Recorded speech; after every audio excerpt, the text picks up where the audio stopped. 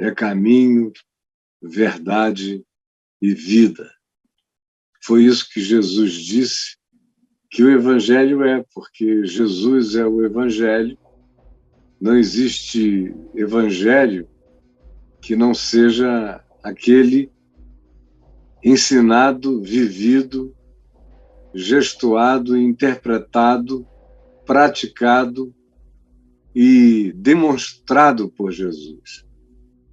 E todo verdadeiro evangelho demonstra o que Jesus na vida demonstrou, de modo que o evangelho é Jesus e Jesus é o evangelho. E Jesus disse: eu sou o caminho, a verdade e a vida. E ele disse que ninguém chega, vem, e ele se coloca no coração, no seio do Pai. Ele diz: ninguém vem ao Pai, eu e o Pai somos um, ninguém vem ao Pai senão por mim, senão pelo compromisso de fé e de vida com a prática do amor, da verdade, da justiça, da misericórdia, da compaixão, da tolerância, da esperança, da fé, da oração que pratica o que pede com as demonstrações feitas na vida. É esse o chamado. É assim que se demonstra. Porque a fé sem obras é morta. Ela tem que produzir o fruto do Espírito de Deus em nós. Do contrário, não é a fé segundo Jesus, nem segundo o Evangelho, que está plantada em nós, porque se ela está plantada em nós, ela dá o fruto correspondente à natureza dela. E se Jesus vive em mim, ele manifesta através de mim aquilo que tem a ver com quem ele é. O resto é falsificação, o resto não é. E aí você diz: mas por que você está falando isso? Eu estou falando isso porque eu quero ler para nós aqui no Salmo 37. Ontem eu falei no Salmo 37, do verso 1 até o verso 11. E está aí no YouTube, para quem quiser assistir. Você que não assistiu, deveria assistir. Do verso 1 ao verso 11. Hoje eu quero ler no Salmo 37, do verso 22 ao verso 31. E o que isso tem a ver com o que eu estava falando antes? Tem a ver com caminho, verdade, vida, chão. Chão. Jesus está oferecendo chão. Está oferecendo, as imagens que ele oferece sempre são de sementes que se enraizam e que, brotando, dão fruto para o lado de fora. Muitas das parábolas dele são totalmente agrárias, relacionadas à frutuosidade da semente no chão da terra. E isso nos diz que nós somos chamados para nos plantarmos no chão do Evangelho, que é o chão da verdade, que é o chão da vida. O chão do Evangelho nos oferece caminho, verdade e vida. Você, quando encontra e anda segundo essa consciência, é nisto que a sua existência está plantada.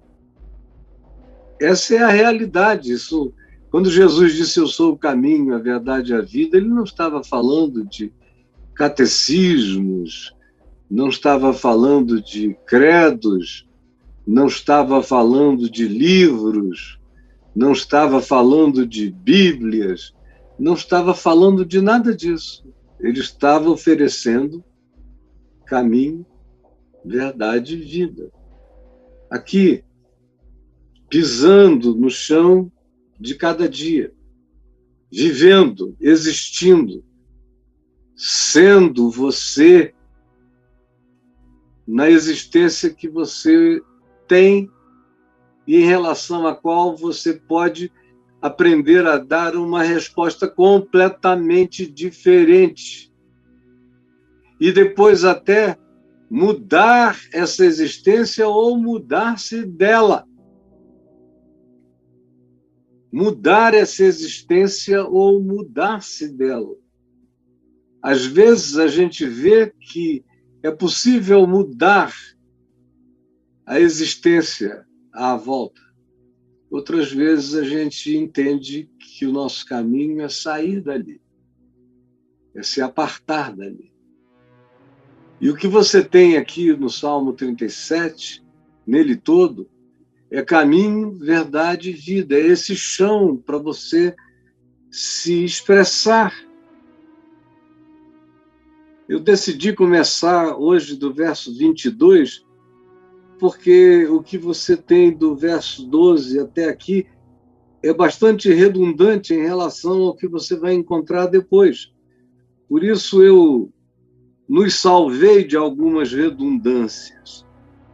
E vou ler aqui do verso 22 até o verso 31, que diz: aqueles a quem o Senhor abençoa possuirão a terra. Isso é um negócio poderoso. É uma prosperidade das grandes. Aqueles a quem o Senhor abençoa possuirão a terra. Mas antes de eu prosseguir, eu preciso deixar uma pergunta com você. Olha só a pergunta. Você crê em Deus na vida? Porque tudo o que eu digo só vale para quem crer em Deus na vida. Entendeu? Se você não crer em Deus na vida, o Deus da vida pode te alcançar e frequentemente nos alcança, apesar de nós e contra nós. Agora, essa é uma palavra que se transforma em realidade instantânea para aquele que crê em Deus na vida. Crê na presença de Deus na vida. Presença. Você respira Deus, é em Deus. Você e Deus são numa amálgama completamente inseparável. Nada pode separar você do amor de Deus. Você crê em Deus na vida, com essa visceralidade de que Deus é na sua vida e que a sua vida é em Deus. E que essa é uma realidade mais óbvia do que aquela que afirma que você existe no espaço-tempo. Eu não posso negar que existe no espaço-tempo. Muito mais certeza deveria ter eu ainda de que eu sou em Deus e Deus é Deus em mim. Aí, quando eu creio nisso, tudo que eu vou ler aqui é caminho, verdade e vida. É chão. É verdade para conceitualizar-se e se transformar em vida, em dia a dia, em escolha. Portanto, se diz: aquele a quem o Senhor abençoa, aqueles a quem o Senhor abençoa possuirão a terra, e serão exterminados aqueles a quem amaldiçoa. O Senhor firma os passos do homem bom, e no seu caminho tem prazer. Se cair, não ficará prostrado, porque o Senhor o segura pela mão. Fui moço, e já agora sou velho. porém jamais vi o justo desamparado, nem a sua descendência mendigar o pão. Ele é sempre compassivo e empresta, e a sua descendência será uma bênção. Aparta-te do mal e faze o bem, e será perpétua a tua morada. Pois o Senhor ama a justiça e não desampara os seus santos. Serão preservados para sempre, mas a descendência dos ímpios será exterminada. Os justos herdarão a terra, e nele habitarão, e nela na terra habitarão para sempre. A boca do justo profere a sabedoria, e a sua língua fala o que é justo. No coração tem ele a lei do seu Deus, e os seus passos não vacilarão. Isso é caminho, verdade e vida. Tem gente que pensa que caminho, verdade e vida é não perder nenhum culto, ou frequentar um templo, ou mesmo na pandemia dizer que a sua fé é tão grande que você vai prová-la indo pela fé, com o escudo da fé contra o vírus. Vai de maneira kamikaze na direção do perigo. Ou tem gente que acha que caminho, verdade e vida é saber esse verso e saber aonde está no Evangelho de João. E aí cita o capítulo 14, o verso. Aí ele acha que por isso ele sabe o que é caminho, verdade e vida. E o outro que não sabe essa construção, não sabe no coração o que é viver caminho, verdade e vida. Tem gente que pensa que caminho, verdade e vida é seguir religião e seguir as ordens e os ditames e as regras da religião como formalidade, como exterioridades, não importando aonde estejam seus pensamentos, nem seus sentimentos, nem suas emoções, nem suas escolhas mentais, emocionais, afetivas, e que vão determinar também seu caráter e vão determinar como você vive caminho, verdade e vida. Mas a pergunta que você tem que responder é essa: você crê em Deus na vida? Porque eu li coisas extraordinárias aqui. Olha só, coisas como o Senhor abençoa aqueles a quem o Senhor abençoa. Você crê que existe bênção de Deus para quem anda segundo a bênção de Deus? Me responda, você crê que existe bênção de Deus para quem anda no chão da bênção de Deus? Porque não há bênção de Deus para quem anda no chão da iniquidade, da mentira, da inveja e de todas aquelas coisas sobre as quais eu falei ontem. Não. Existe bênção de Deus para quem anda no chão da bênção de Deus, que é caminho, verdade e vida. Você crê? Ou, como se diz aqui, o Senhor firma os passos do homem bom. Você crê num negócio desse? De que Deus tem compromisso com o compromisso da bondade humana, praticada de maneira genuína, sincera, sem barganha, sem troca, sem negociação, mas ao contrário, uma bondade que é boa por nada. Não é boa nem por causa da bênção de Deus. É por natureza, é um fruto. Você crê que Deus tem alegria se compraz e firma os passos desse ser humano e tem prazer nele, no seu caminho se compraz, você crê que Deus pode ter prazer na sua vida, prazer na minha vida? Deus amou o mundo e ama o mundo, mas ele diz: eis aqui um filho amado em quem eu tenho prazer, em quem a minha alma se compraz. Deus ama o mundo, mas se compraz de todos aqueles que têm prazer na verdade, que têm compromisso com a vida e que fazem disso o seu próprio caminhar. Deus tem prazer. Você crê que a vida humana pode ser vivida de tal modo que ela desperte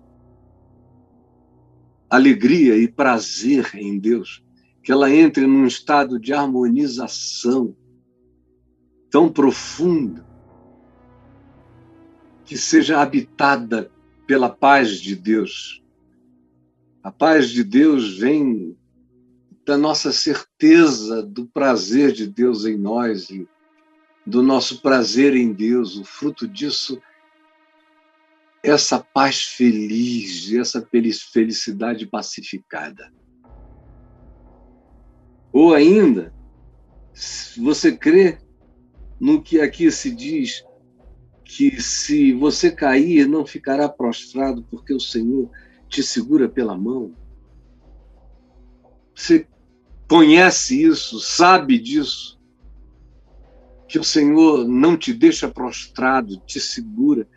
Você cai, mas não fica prostrado, porque Ele te levanta, Ele te ergue, Ele te segura, Ele te puxa pela mão. Você crê? Você sabe que é assim e não brinca com Deus e nem com o amor de Deus, nem com a graça de Deus,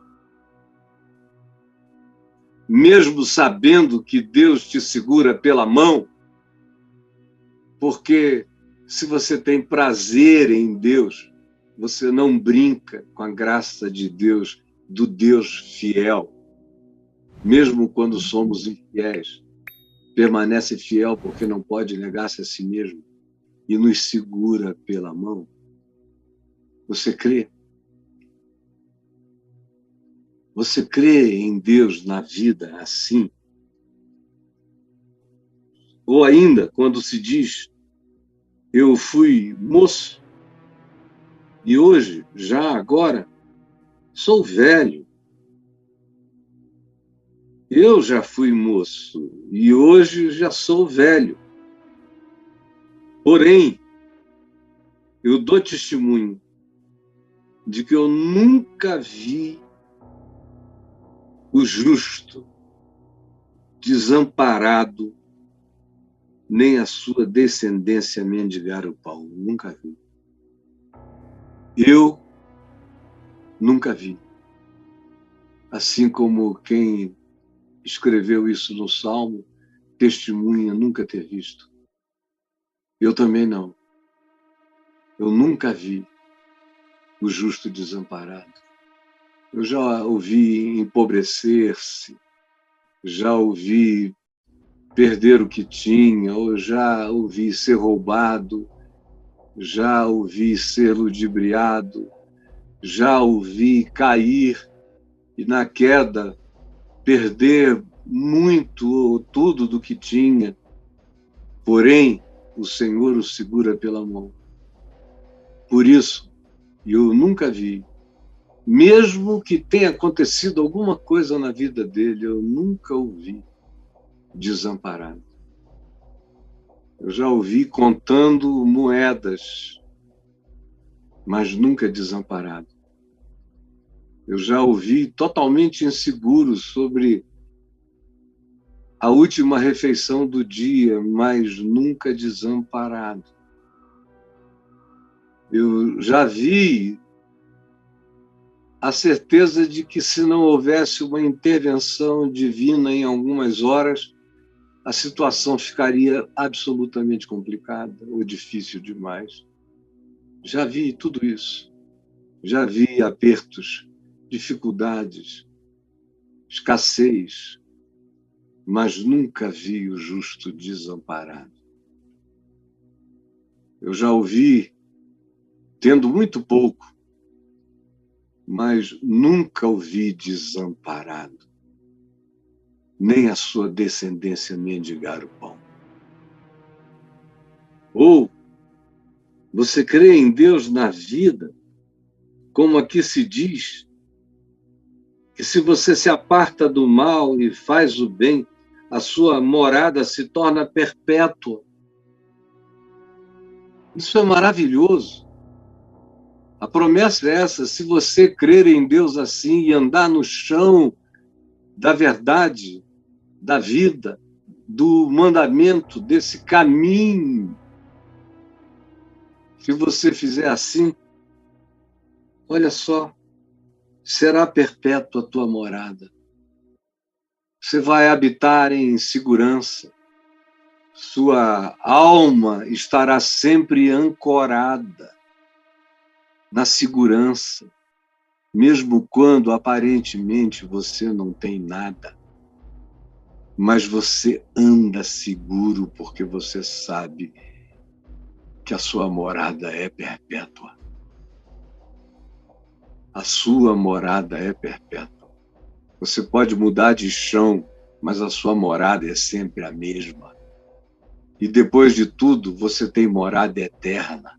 Quem tem morada eterna pode mudar o quanto tiver que mudar na terra, porque não muda nada quando você é habitado pela morada eterna.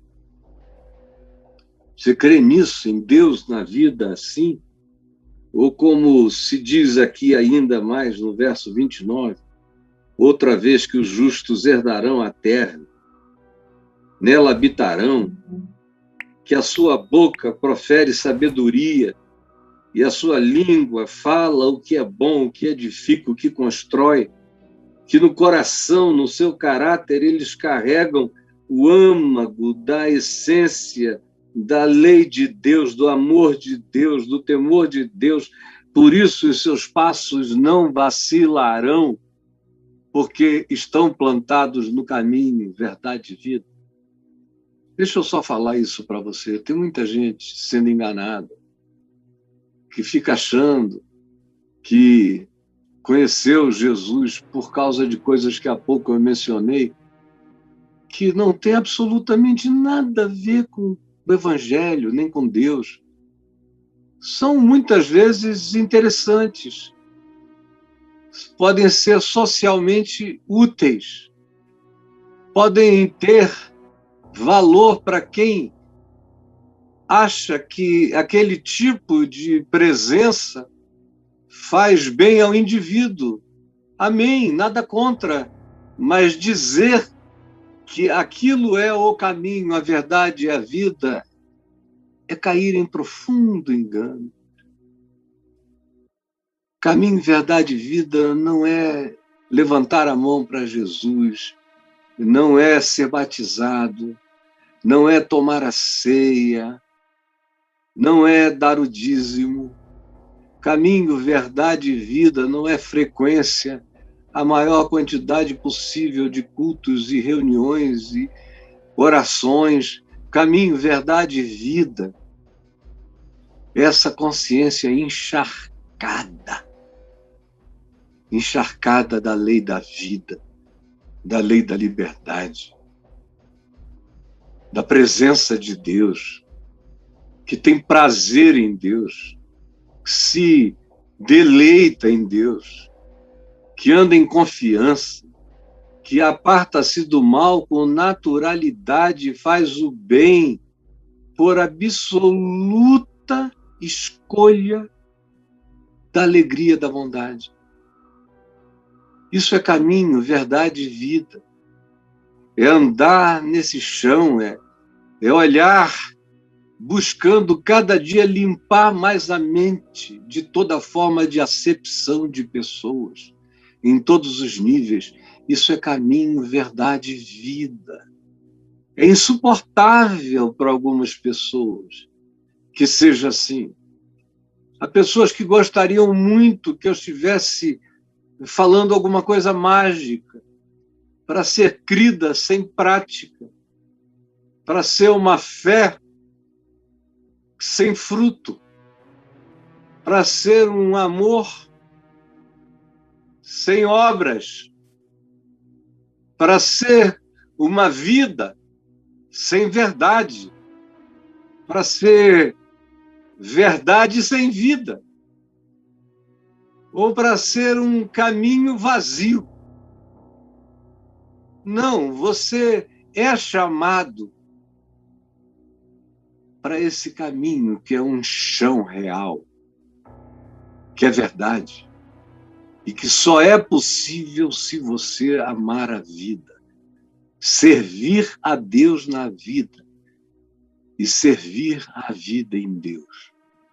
O resto é engano, o resto é conversa fiada, o resto é